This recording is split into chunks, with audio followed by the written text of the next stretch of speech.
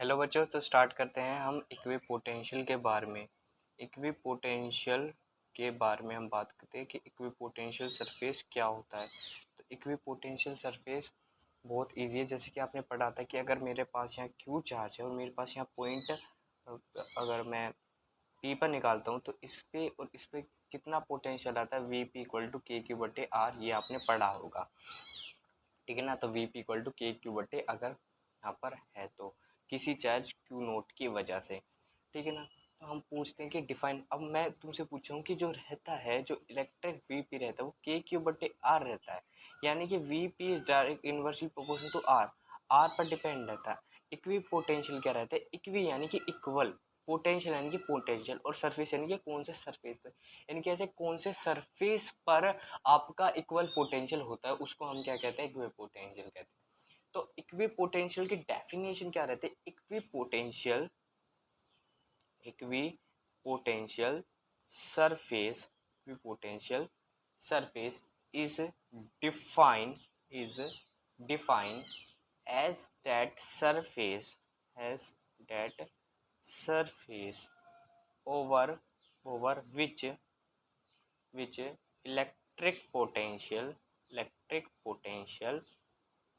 potential remain constant होता है, remain constant होता है, यानी कि हर जगह उसकी जो वैल्यू रहती है इलेक्ट्रिक पोटेंशियल, देखो इसमें क्या है, equipotential potential define as that surface over, यानी कि सरफेस पर आपके जो इलेक्ट्रिक पोटेंशियल रहती है वो कांस्टेंट रहती है। अगर मैं तुमसे इलेक्ट्रिक पोटेंशियल की पूछूं, पोटेंशियल होते हैं, अब इलेक्ट्रिक पोटेंशियल और पोटेंशियल फर्क होता है। इलेक्ट्रिक पोटेंशियल क्या होती है, उसमें जीरो होती है। इलेक्ट्रिक पोटेंशियल डिफरेंस के लो, इलेक्ट्रिक पोटेंशियल, ठीक है, इलेक्ट्रिक पोटेंशियल क्या होती है, डिफरेंस क्या होता है, जीरो होता है। पढ़ा है ना कि V A minus V B, ये पढ़ा है ना, आपने पढ़ा होगा इलेक्ट्रिक पोटेंशियल और वी टू डेल्टा वी, या V B minus V A equal to delta V, ये ऐसा रहता है ना। इसी को हम क्या कहते हैं, इलेक्ट्रिक पोटेंशियल डिफरेंस। तो सर ऐसा कौन सा सरफेस है जिसमें आपका इलेक्ट्रिक पोटेंशियल आपका क्या रहता है, जीरो रहता है। तो मैं एक अगर सरफेस लेता हूँ और बीच में क्यू नोट चार्ज रख देता हूँ, यहाँ पर 0.1 मान लेता हूँ, यहाँ पर 0.2 मान लेता हूँ, यहाँ पर 0.3 मान लेता हूँ, यहाँ पर 0.4 मान लेता हूँ। तो मैं अगर यहाँ पर देखूँ तो ये डिस्टेंस आर पर, ये डिस्टेंस आर पर, ये डिस्टेंस आर पर, ये डिस्टेंस आर पर आपका क्या होगा, रेडियस रिंग होगा। ये मैंने क्या बनाया, एक स्फीयर बनाया, साइड के मैंने पोटेंशियल मान लिए हैं, तो बीच का रेडियस जो है वो इक्वल होगा, यू नो डैट। अच्छा, अब इसके बारे में अगर मैं कहता हूँ कि सर इसमें जो आपका इक्वेट पोटेंशियल है वो क्या वो आएगा, तुमसे पूछो V1 V2 V3 हो या V4 हो, इसकी वैल्यू के क्यू बटे आर ही आएगी। मैं तुमसे डिफरेंस पूछता हूँ, डिफरेंस क्या आता है, जैसे मैं V2 माइनस V1 पूछा हूँ, दोनों की वैल्यू सेम रहती है, के क्यू बटे आर माइनस के क्यू बटे R, that will be zero. तो क्या हुआ, मैंने कहा था ना इलेक्ट्रिक पोटेंशियल डिफरेंस जो होता है वो जीरो के बराबर होता है, तो के क्यू बटे आर माइनस के क्यू बटे आर इक्वल टू जीरो माना जाता है। ठीक है। अब इसके कुछ कैरेक्टरिस्टिक्स के बारे में बात करते हैं कि इसके क्या कैरेक्टरिस्टिक्स हैं। ठीक है ना। जैसे कि पहला कैरेक्टरिस्टिक्स जो आता है वो ये आता है कि the electric potential remain constant, ये आता है पहला कैरेक्टरिस्टिक, ये आता है इलेक्ट्रिक पोटेंशियल रिमेन कांस्टेंट, यानी कि हर जगह कांस्टेंट रहती है ओवर इक्विपोटेंशियल सरफेस पर। ठीक है ना। सेकंड, तो फर्स्ट आपने ये लिख दिया, ये ज्यादा इंपॉर्टेंट नहीं होता था। सेकंड बात करते हैं the electric potential difference, the electrostatic potential difference of two point will be zero होता है। क्या होता है, electric potential difference will be zero होता है। ठीक है।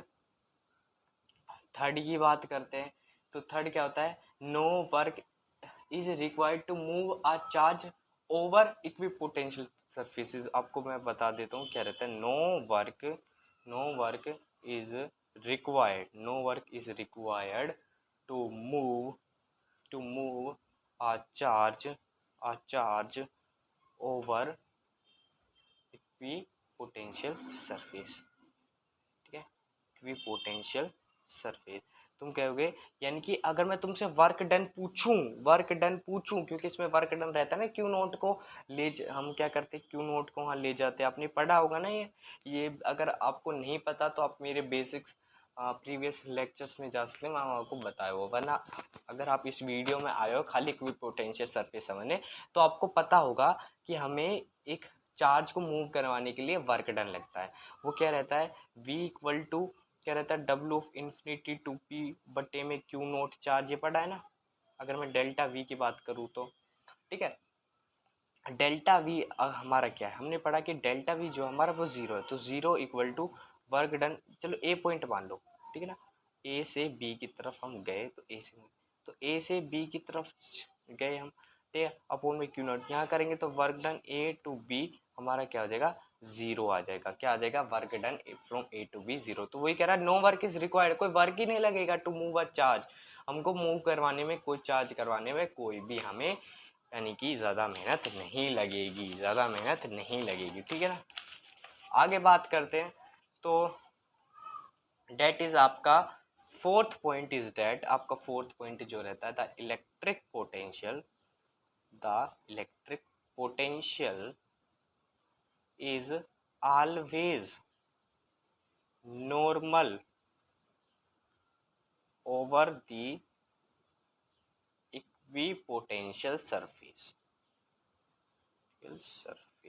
ओके, ये कह रहा है the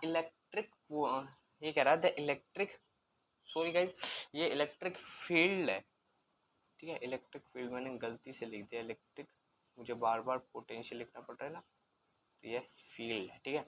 the electric field is always normal over the equipotential surface. आपको यार पता ही है, ये क्यू नोट हर जगह अपना नॉर्मल वो बनाएगा, इलेक्ट्रिक फील्ड बनाएगा, इसमें तो कुछ कहने की बात नहीं है, ठीक है। Fifth point very very super duper important, the equipotential surface never intersect to each other